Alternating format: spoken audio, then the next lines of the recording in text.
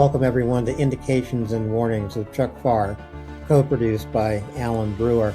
Chuck and I are recording this episode of Indications and Warnings on April 2nd, 2026. It is day 1,499 of Russia's full-scale genocidal invasion of Ukraine. In today's program, Chuck and I will focus on two maps only and take a deep dive into what's happening around Kostyantynivka and what is happening around Lyman, which is outside Kreminna. But it's Lyman, if I can orient folks in the northeast, what I will call the fortress arc of Ukraine. If you were to just drive an arc, and you'll be able to see what that arc will look like when we bring up the Kostyantynivka map, just along the H20 and then curve north-northeast, you would eventually arrive in Lyman. So basically, Lyman at the northeast end of the arc, Kostyantynivka at the southeast end of the arc, Chuck. And it's within this arc we expect a lot of action to be taking place this summer, right? Yeah, this is the sort of immediate military objectives over the summer for the Russian army. I will remind everyone that their thundering success of last summer actually lost them 250,000 troops, and they gained 1% of the landmass of Ukraine. I'm looking for just that performance this summer. But their three objectives are to the southwest of here, way to the south. Well, three. Huliopoli, they're actually moving resources away from Pokrovsk now, but they'll want to consolidate around there, which brings us to Kostiantynivka, which is that is the back door into the fortress cities. And when we get up to Lyman, Kreminna, that is, let's just call it the front door, but that's where they're really going to be pushing. They want Druzhkivka, they want Kramatorsk, and don't they wish they might get it? And a bold prediction, Alan, come October, they're not going to have either of them. I don't think so either. And speaking of doors, here on YouTube, the door, everyone who enjoys Chuck's maps and finds these shows informational, the door you have to get through is going to be called Indications and Warnings. The Information Warfare Initiative is going to go in a different direction, and while our shows will continue to be archived there, our new shows will only be found on Indications and Warnings. So give a search for that YouTube channel. Thomas always puts a link to the new channel under any current show. Follow Chuck on Twitter. That is another place where you can find a link to our YouTube channel. But again, you want to search for Indications and Warnings. That is where you'll find Chuck and me week after week. And I think pretty soon, Chuck, day after day, right? Day after day. Yeah, folks, we are, this is going to be our first, a quick hit, which is 30 minutes of direct map study, which I don't think you'll get on the BBC. But you will keep getting it from us, and a little more often than I don't know. You probably want it. But we'll be doing in-depth stuff too. We'll definitely do that. But we're going to be doing these intense map studies to bring everybody up to speed. And I look forward to, we're predicating our summer offensive coverage. We're laying out all the pieces for you now, and we'll see how far off we were in October. And I don't think we're going to be too far off. Thomas is probably going to bring up the Kostyantynivka map right now. And as Chuck was just saying, between Kostyantynivka and Huliopole lies Pokrovsk. We're not going to look at Pokrovsk on today's show, but Pokrovsk, oddly enough, does remain kind of the hot spot on the zero line. It's where most engagements continue to occur, which in a way surprises me, Chuck. Uh, Yeah, they put so much into it, but they have already stripped out their higher effective forces. The Marines are essentially gone. Let me predicate that. What's left of their Marines are gone. What's left of their VDV was also sent to Juliopoli a little 3 weeks ago. So we'll see. And again, just to let everyone know, so if you're looking at the Kostyantynivka map, off the map to the lower left corner, down there is Pokrovsk, and it's about, 30 kilometers away. And off to the right of this map, you can see Chasiv Yar. So even with Chasiv Yar, just off to the right is Bakhmut. And I would like to remind our Russian listening guests the distance from Chasiv Yar to the H-20 highway.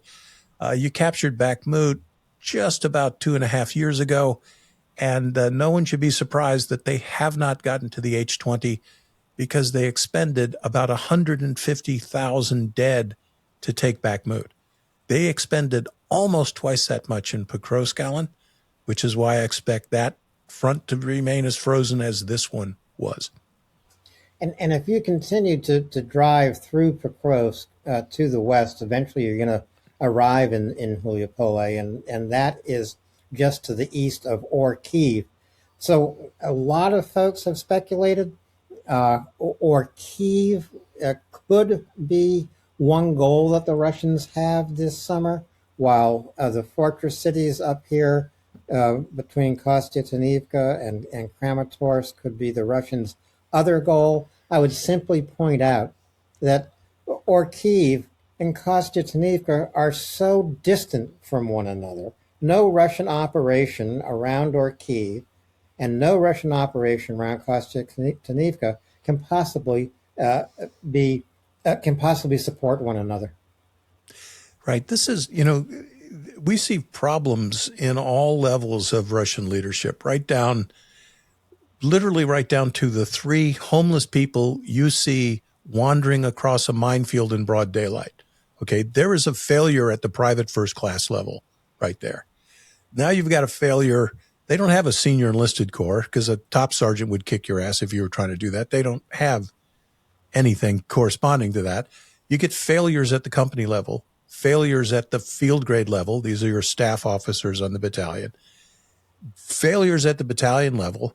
And as Alan's pointed out, we've named their 3 military objectives for this summer, possibly Kyiv via Juliopole, consolidating Pokrovsk, getting onto the fortress cities here from behind in Kostyantynivka, which we're talking about, and also when we get up to Lyman. None of those operations are mutually supporting. None of them. Omar Bradley and Patton may not have liked each other, but they work together, and those are called, mutually supporting objectives. I don't know how you got to be a general in anyone's army, taking on something literally up here, over in the kitchen, and in the backyard. It categorically doesn't work. And you know what, Alan? So what? It's 5 years. It's almost 1,500 days, and it's never worked for them because the ineptitude is staggering. Yeah. Well, it's going to be a big problem for Russia this summer because now Ukraine has raised the casualty count by day so that every month Ukraine is killing or wounding more Russian soldiers than Russia can bring to the field in Ukraine. So this is a pretty important turning point in the war, Chuck. Yeah, absolutely it is. And Alan, you and I read the same source material every day. I believe that I read that 80% of the casualties for Russia on the battlefield are first-person drone induced. Mm-hmm. Yep. That is a fundamental change in ground warfare since the Battle of Thermopylae and before. As soon as gunpowder was invented, artillery was the queen of battle, and artillery killed the most people on the battlefield. Now it's first-person drones.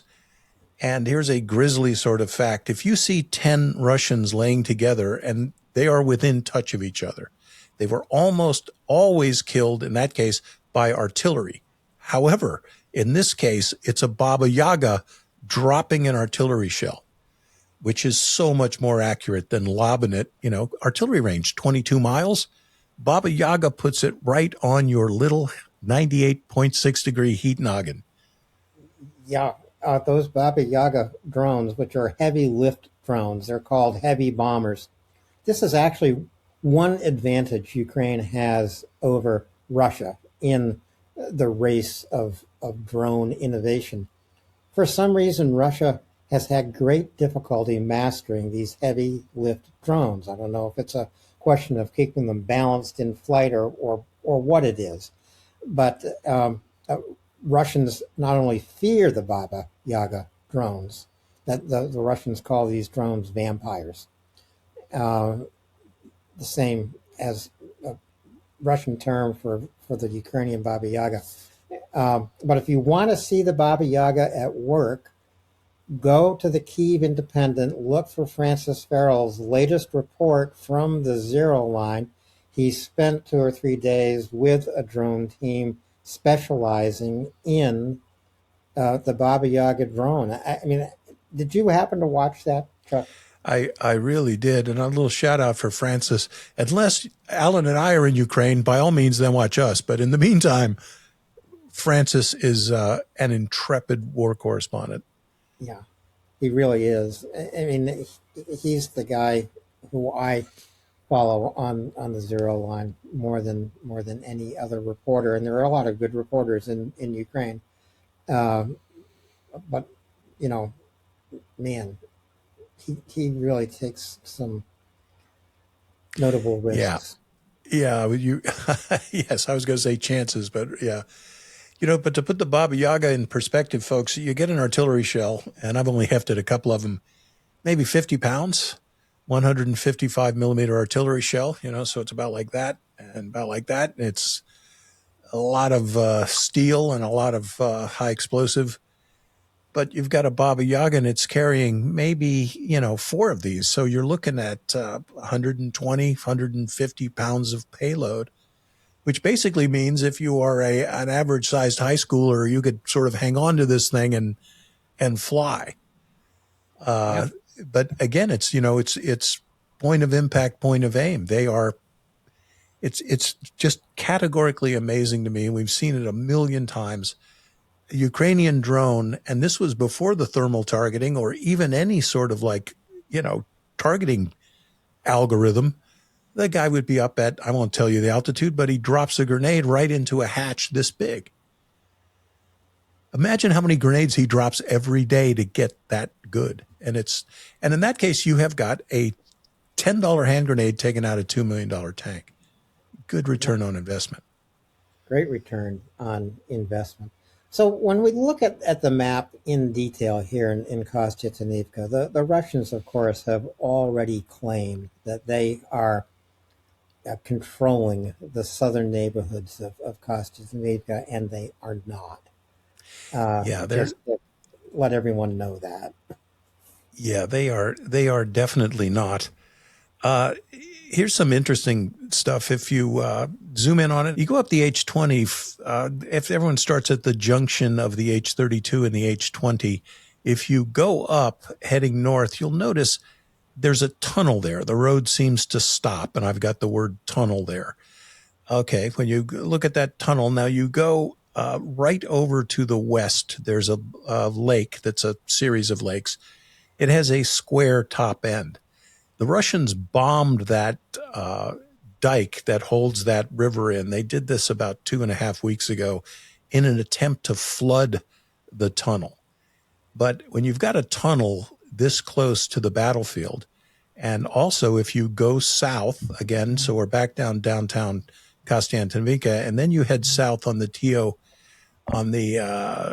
TO 16, I've got that route marker just over. There's another tunnel right there.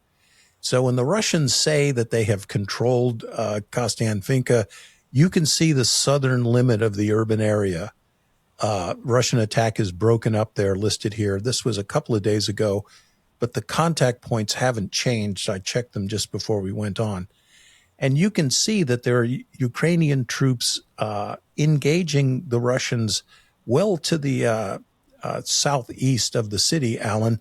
And that basically means they're astride the Russians' ground line of communications and supply. So nothing the Russians are going to do is really going to stick, because the Russians, about the only viable tactic they have remaining, and this isn't viable, but it's the ants at the picnic. You send 10 guys forward, 2 guys survive, they get under a rock, you send 2 more, you send 20 more, you get 3 more, they're under a rock. That's all they can do.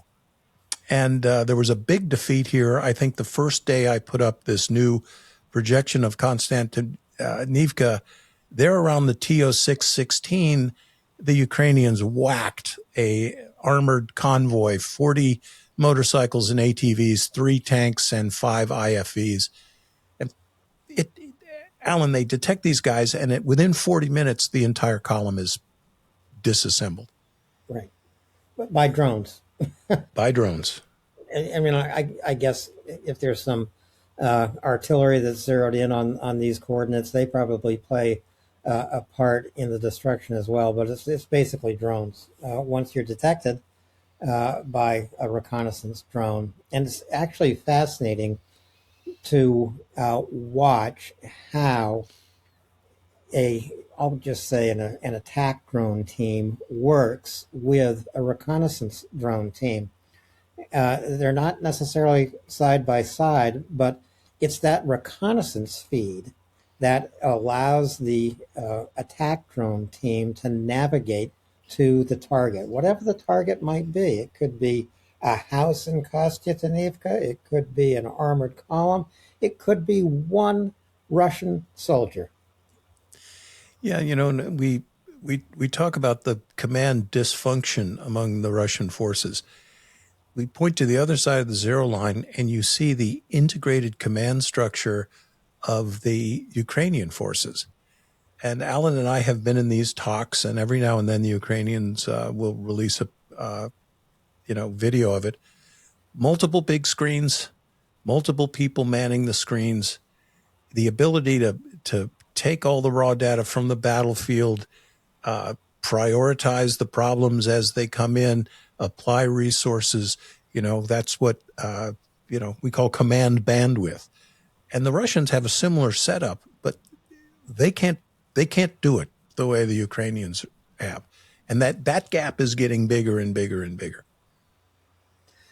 So when Chuck and I were in Ukraine, which was a long time ago at this point, things have changed, but they haven't changed that much. And wherever they've changed, they've pretty much changed in Ukraine's favor.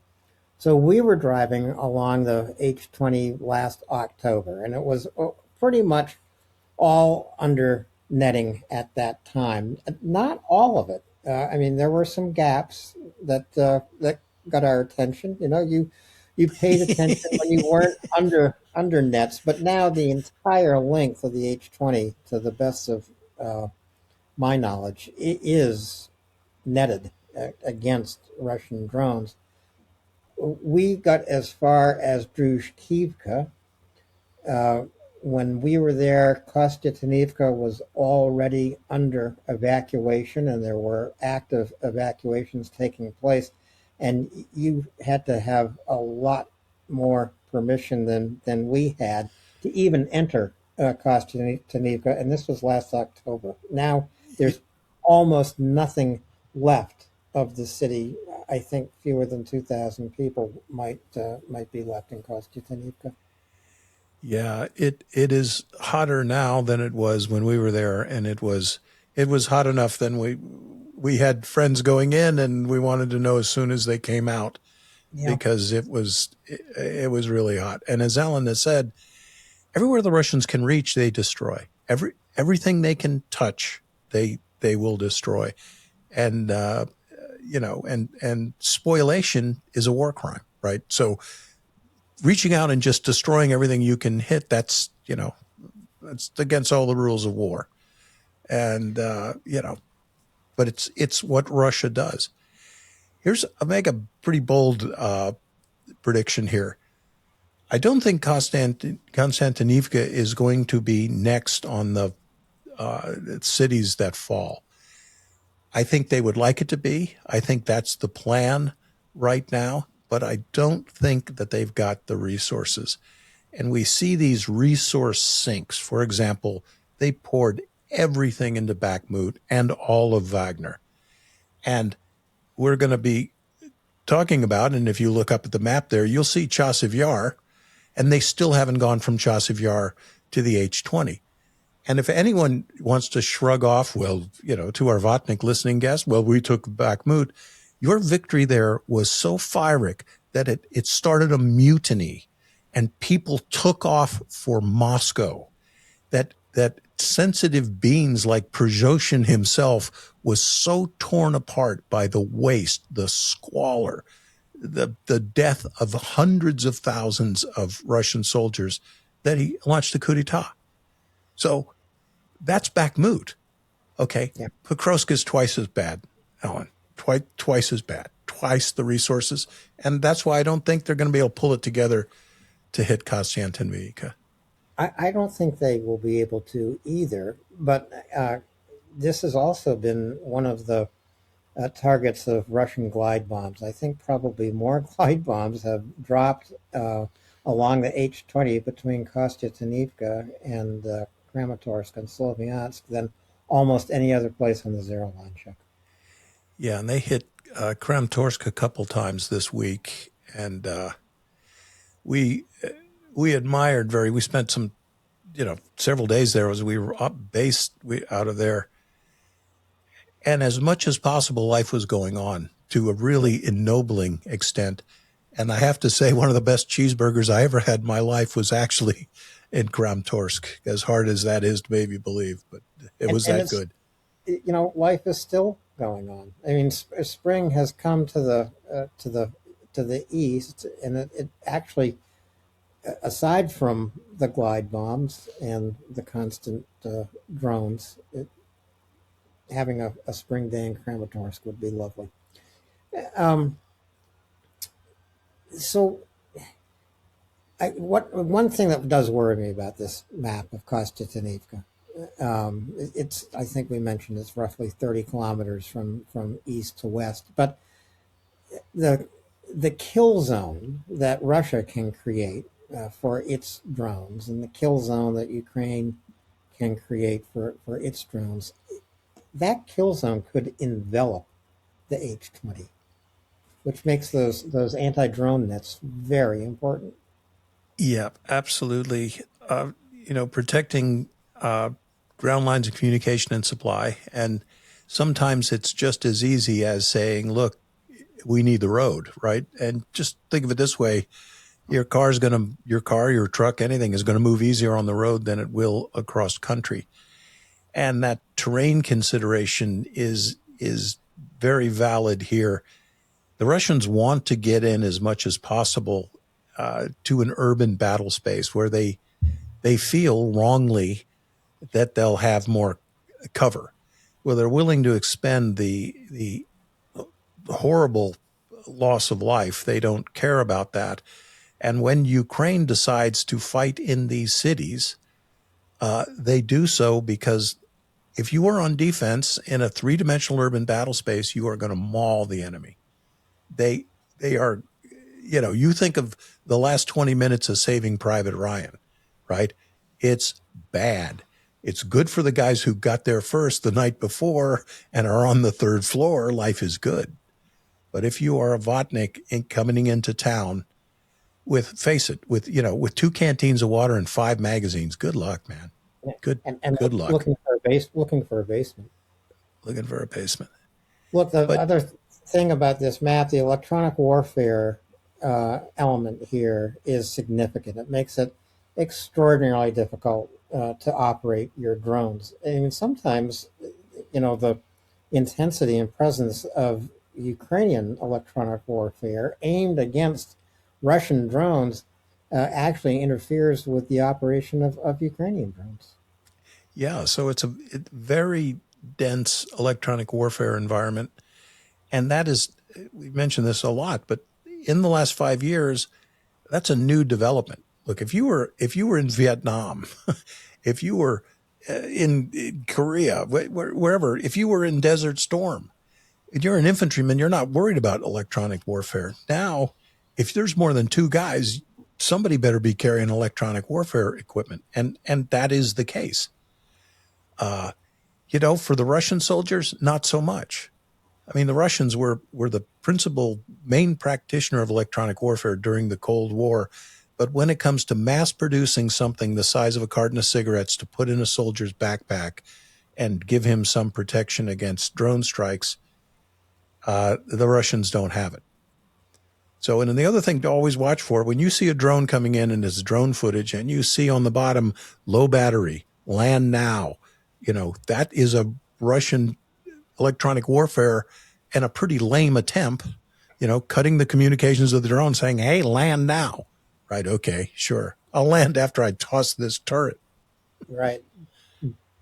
So, in terms of how the battle around Kostyantynivka may develop, I would assume the intersection of the H-20 and the H-32 is going to become pretty important and will become a kind of landmark that we can use to gauge Russian success or failure here.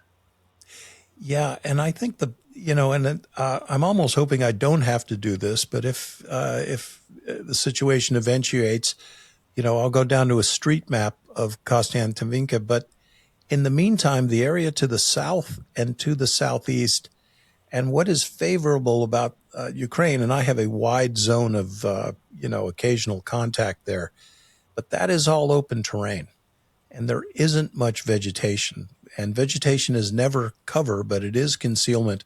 And everything Russia wants to try to put into an urban fight in Kostyantynivka has to go through, what are we looking at? At least 3 miles of open terrain, and often 5 miles. Yeah. And we were with that demining crew standing in that open field, Alan, and I don't know about you, but I was constantly looking up. Well, I was looking up. I mean, it was an absolutely beautiful day with a brilliant blue sky. It was also about 100 degrees. Oh, it was. It was Uh, hot. and But yeah, everybody kept their eye up, and your ears are help you stay alert. In fact, speaking of audio, Ukraine is pretty far along in developing some sophisticated audio detectors that help them detect incoming drones with more time to intercept them. So Yeah, just a, but see, we get back to the command bandwidth there. So think of what a far-flung enterprise an air defense sector is. All sorts of reports coming in, electronic warfare and countermeasures, radar, uh, literally reports from 4 Ukrainian female soldiers with a 50 caliber machine gun in the back of a pickup truck. And if you don't think that's effective, just ask them how many shaheeds they've gotten. But even verbal reports coming in, just flew over us at 270, 300 feet, and it's heading west. yeah, absolutely. And look, for people to get some idea of the intensity of drone warfare, Ukraine launches almost 10,000 drone missions a day now, Chuck. I mean, stop and think about it. That's just a remarkable number of drone missions. And pretty soon, uh, it will probably increase by 50%. And very soon, it will represent an increased number of drones per mission because they are very close to using AI to create these drone swarms that one drone operator can manage himself or herself. There's a curve that is evolving in this war, and it's I gotta call it the Brewer-Farr curve. And we are at the point now, and we have been for the last 18 months, where the larger the task element that Russia assembles, the more quickly it is detected, pinpointed, and interdicted. And the size of a large unit, we've seen Russian battalions and brigade task groups come to grief in Vuhledar, in Kupiansk, along the Oskil River. But the Brewer-Farr curve is going down.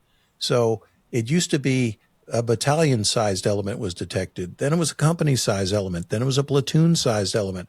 And this war is rapidly going to the point where if a four-man fire team can be detected and interdicted, and as Alan said, 10,000 drone sorties a day now, I believe by the summer, Alan, we'll be at 60,000 drone sorties a day. And I don't know how the Russians are going to move then. Yeah, it's possible because you're talking about all kinds of drone missions, including unmanned ground drones, FPV drones, drones that are going to be laying mines behind Russian lines.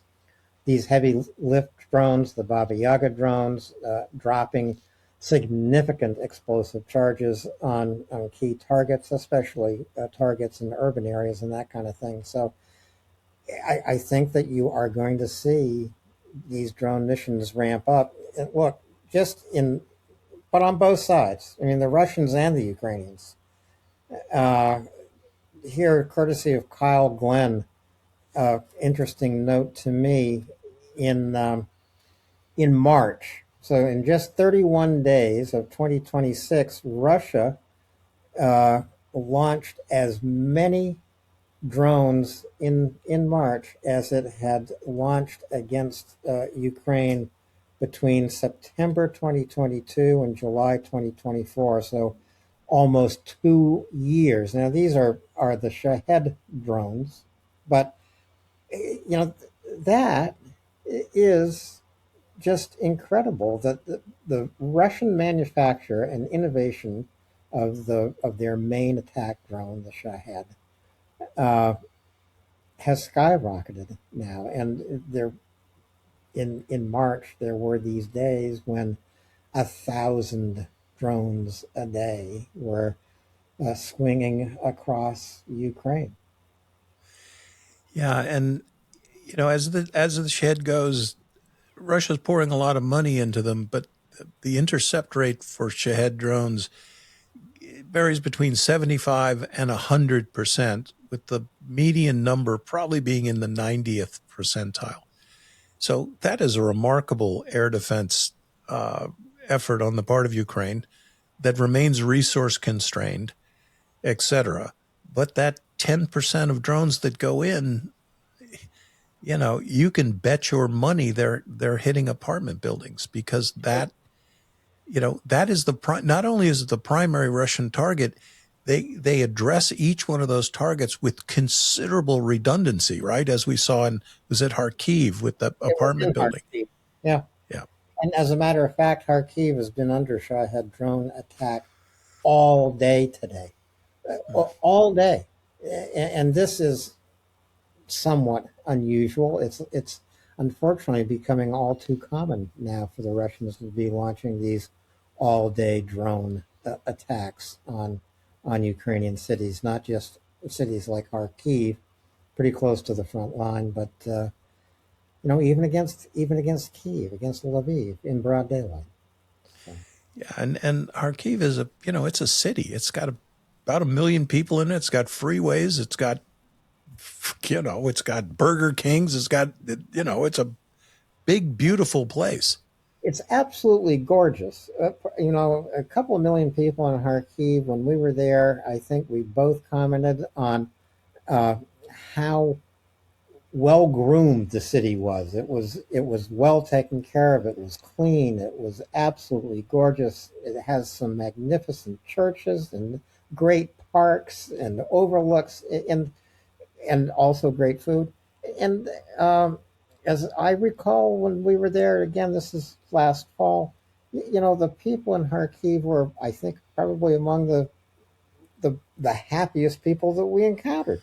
You know, Yeah, they were. I You can't help but be inspired by people like that. And if you stop someone on the street, you ask them, it's a frontline city, they'd kind of shrug it off. Uh, yeah, they just don't put up with it. They're really yeah. remarkable people. Yeah. Wait, any other points that we want to make while we're in Kostyantynivka, Chuck? Just watch it, and I will get way ahead of the map. If we are getting in an urban fight in Kostiantynivka, I will put up a street map. But to me, the key terrain on this map is there, right there to the southeast. And just look at all the open terrain that the Russians are going to have to move across. And look at those two tunnels, because there's a lot of goodies you can put in a tunnel that's not really being used as a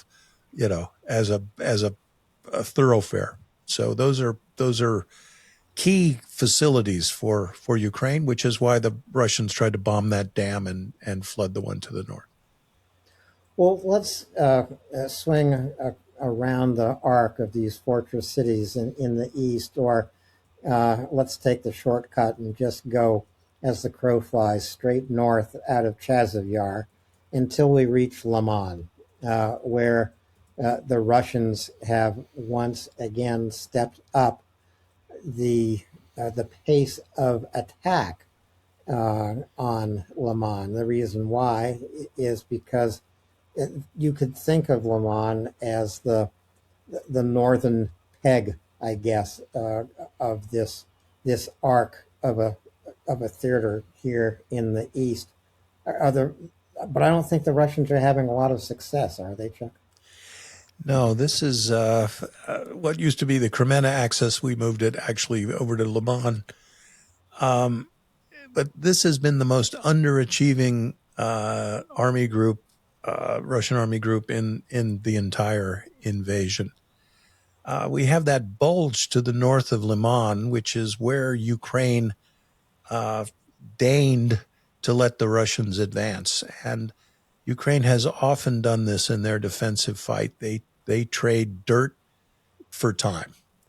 So instead of allowing the Russians to push forward towards Liman, unfortunately, I put this call out right where it goes.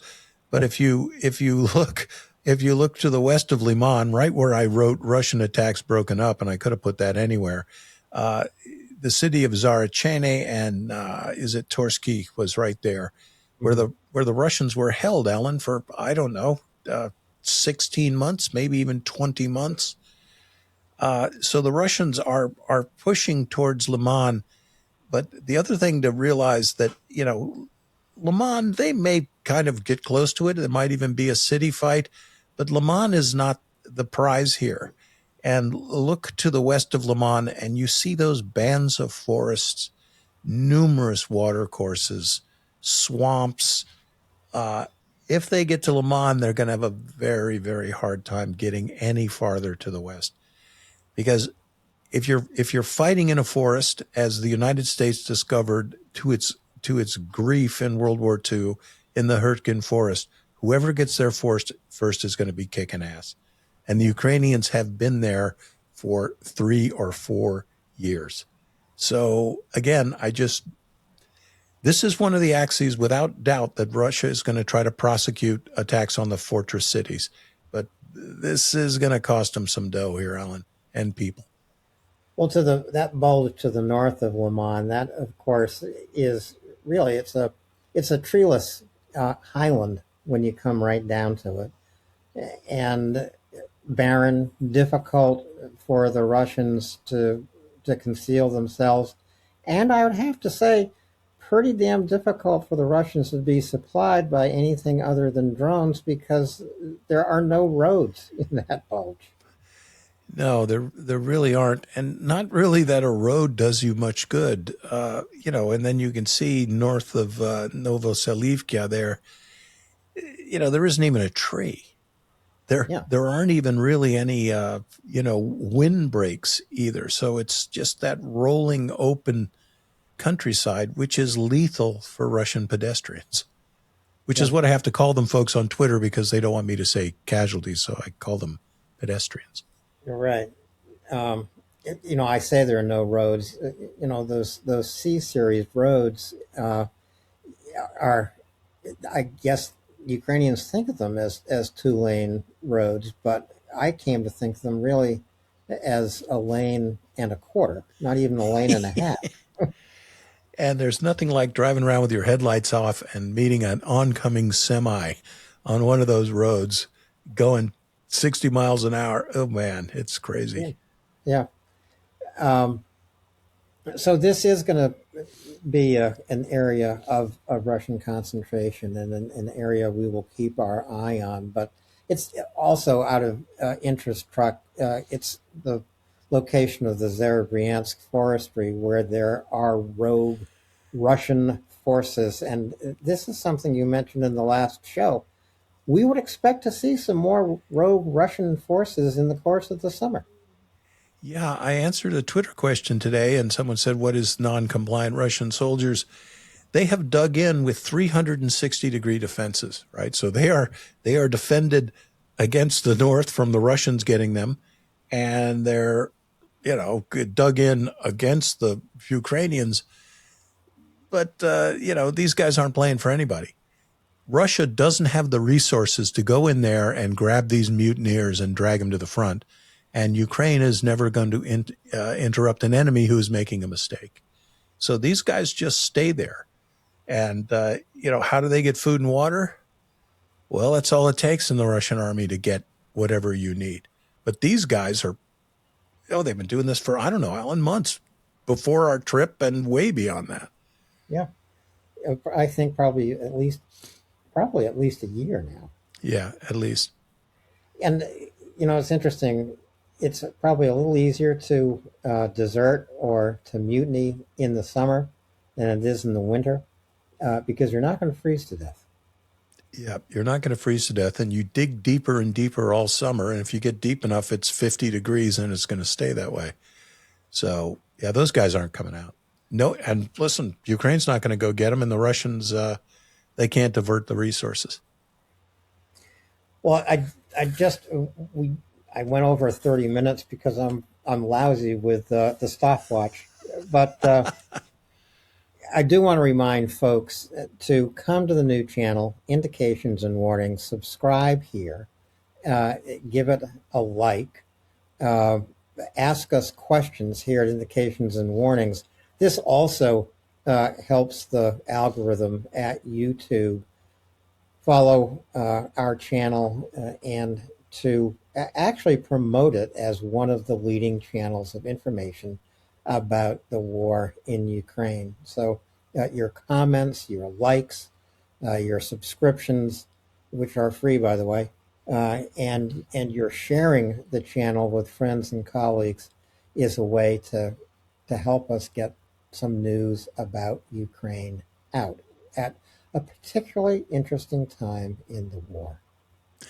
Yep, absolutely, folks. And it doesn't cost anything. You click, you like, subscribe. I hate saying that stuff, but especially as we're, we are expanding from the Information Warfare Initiative.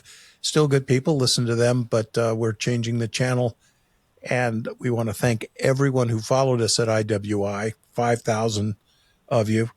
Hey, come on over and bring some friends. And like Alan said, we're going to be doing more of these map updates several times a week, and we'll still be hitting our long form broadcasts as well. We'll be back next week with some updates. This, of course, is Easter weekend. I happened to mention to Chuck before we recorded this show that we've seen reports of a massive Russian attack that appears to be planned for this evening in Ukraine or overnight in Ukraine. We'll wait and see how that develops when we all wake up on Good Friday. So happy Easter to you all. Happy Easter, Chuck. And to all of our viewers, Slava Ukraini. Heroyam Slava. See you again soon, folks.